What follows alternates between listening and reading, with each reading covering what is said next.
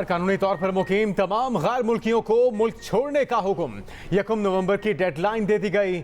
1 नवंबर से गैर कानूनी तौर पर मुकीम गैर मुल्कियों के कारोबार बंद होंगे, जायदादें जब्त की जाएंगी, सहूलतकारों के खिलाफ भी कार्रवाई होगी, मुआवनत करने वालों को इनाम भी मिलेगा। वजारत दाखिला की टास्क फोर्स कायम, निगरान वजीर आजम की जेर सदारत एपेक्स कमेटी के अहम इजलास में बड़े फैसले।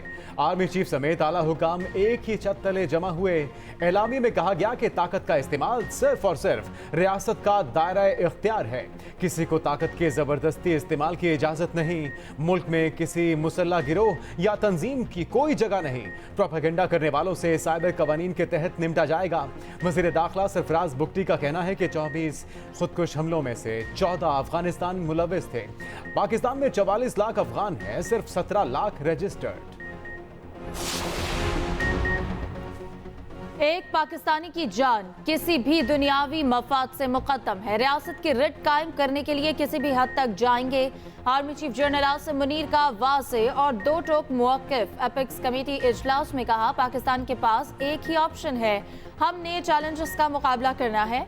हुकूमत की अमलदारी को हर सूरत यकीनी बनाया जाएगा। आर्मी चीफ ने अल्लामा इकबाल का शेर भी पढ़ा, न समझोगे तो मिट जाओगे, ए हिंदुस्तान वालों तुम्हारी दास्तान भी ना होगी दास्तान। फर्द वाहिद ने इस मुल्क की तबाही की है। मार्शल लॉ एक डिक्टेटर्स हो जाए या कोई और हो जाए, वो फर्द वाहिद होते हैं, वो इज्तिमाई सोच वाले नहीं होते हैं। वो कहते हैं मैं खुद फैसला करूंगा, आपस में नहीं करूंगा।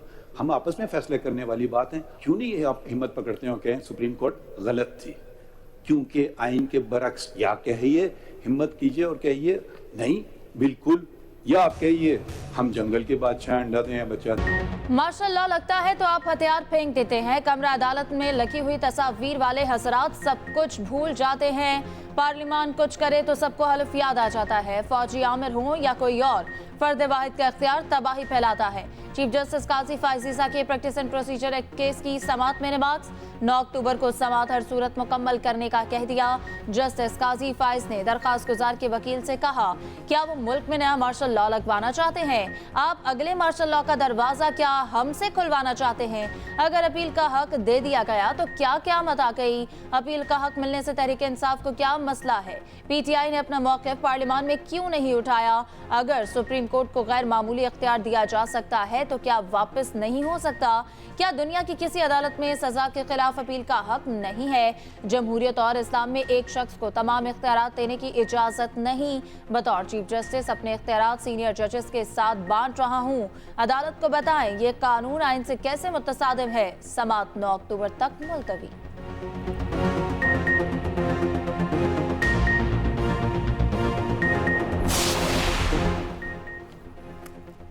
एक्ट से इंसाफ तक रसाई का बुनियादी हक कैसे मुतासिर होता है? अगर बुनियादी हक मुतासिर होते हैं तो ये अवामी इशू है।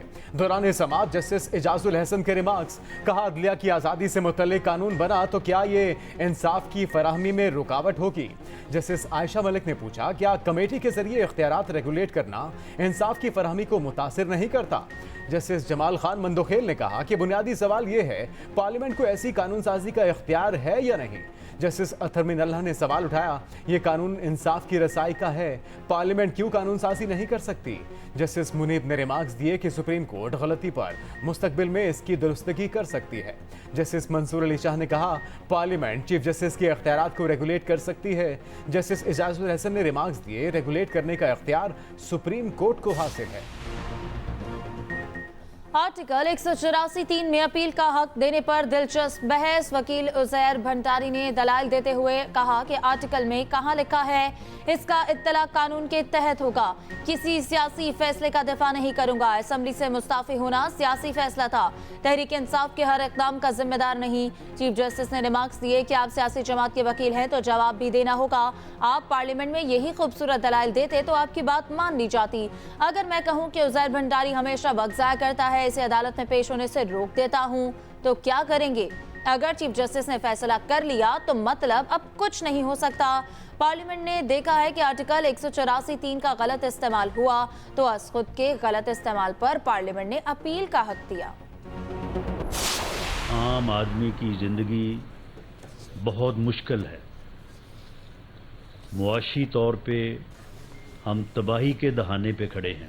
इस बहरानी कैफियत और इन मुश्किलात में पाकिस्तान को, पाकिस्तान की कौम को दोबारा एक ऐसे आजमूदा लीडर की ज़रूरत है कि जो दोबारा से पाकिस्तान को जो है वो ट्रैक पे लेके आए।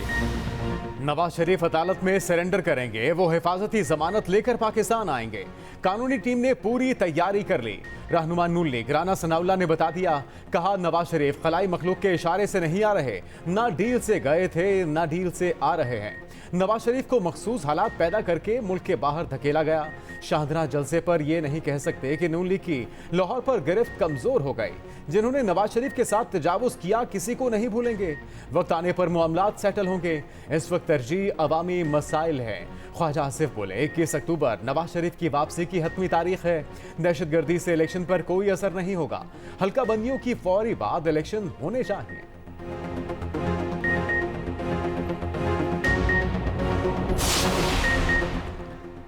चेयरमैन पीटीआई को पार्टी ओहदे से हटाया जाए। तहरीक इंसाफ अभी भी गैर मुल्की ममनुआ फंडिंग ले रही है। पीटीआई को इंतखाबी निशान के लिए भी नाअहल करार दिया जाए। इलेक्शन कमीशन में दरखास्तें दायर। 10 अक्टूबर को दरख्वास्तों पर इब्तदाई समाअत होगी। चेयरमैन पीटीआई के खिलाफ साइफर केस की समाअत कल अडियाला जेल में होगी। 190 मिलियन पाउंड केस में जमानत खारिज का फैसला भी चैलेंज। एहतसाब अदालत के फैसलों के खिलाफ इस्लामाबाद हाई कोर्ट में अपील दायर। जेल में चेयरमैन पीटीआई के तहफ्फुज का केस भी मुकर्रर। इस्लामाबाद हाई कोर्ट बुशरा बीबी की दरख्वास्त पर 5 अक्टूबर को समाअत करेगा। के इंतजामात पर इत्मीनान का इजहार। तमाम उमूर शेड्यूल के मुताबिक मुकम्मल करने की हिदायत।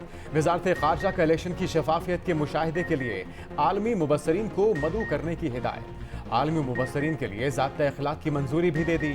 16 अक्टूबर को बैनुल वजारती इजलास बुलाने की हिदायत।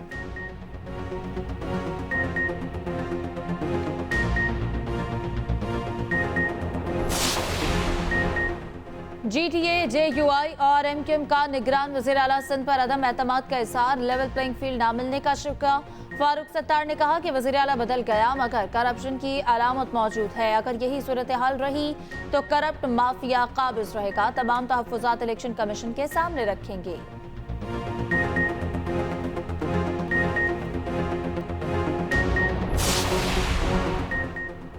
किस तरह डीसी अदालती अहकामात नहीं मानेगा। लगता है यही वो खुद से नहीं कर रहा बल्कि कोई और उसे हुक्म दे रहा है। Chief justice Peshawar high court justice Mohammad Ibrahim Khan के केस की समाअत में रिमार्क्स। कहा डीसी और पुलिस इतने ताकतवर हो गए कि अदालती हुक्म पर अमल नहीं करते। हम अगर अहकामात पर अमल नहीं कर सकते तो कुर्सी को गुड बाय कहना चाहिए। जिन्होंने फैसलों की पामाली की उन्हें जेल में डालना पड़ेगा। अदालत ने पीटीआई रहनुमा की गिरफ्तारी पर चीफ सेक्रेटरी और आईजी को तलब कर लिया। वाइस एडमिरल नवीद अशरफ पाक बहरिया के नए सरबराह मुकर्रर। तब्दीली कमांड की तकरीब 7 अक्टूबर को इस्लामाबाद में होगी। नवीद अशरफ को एडमिरल के ओहदे पर तरक्की दी जाएगी।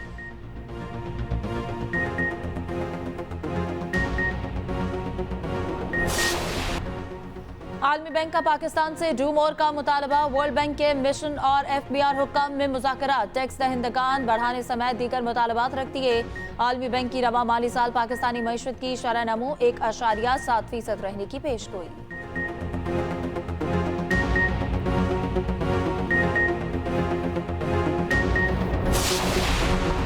क्रैकडाउन के इंतहाई मुस्बत असरात। अमरीकी करेंसी मुसलसल 20वें दिन तनज़ली का शिकार। इंटरबैंक में डॉलर $1.04 सस्ता, 285 रुपये 72 पैसे पर बंद। ओपन मार्केट में भी डॉलर 50 पैसे कम, 286 की सतह पर आ गया।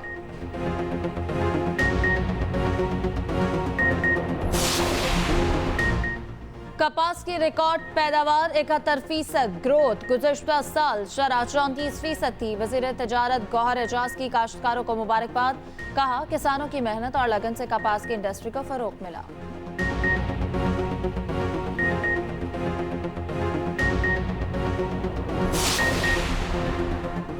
रूस से खाम तेल का दूसरा कार्गो पाकिस्तान पहुंच गया। 1 लाख मेट्रिक टन खाम तेल मौजूद। जहाज को गहरे समुद्र में ऑफलोड किया गया।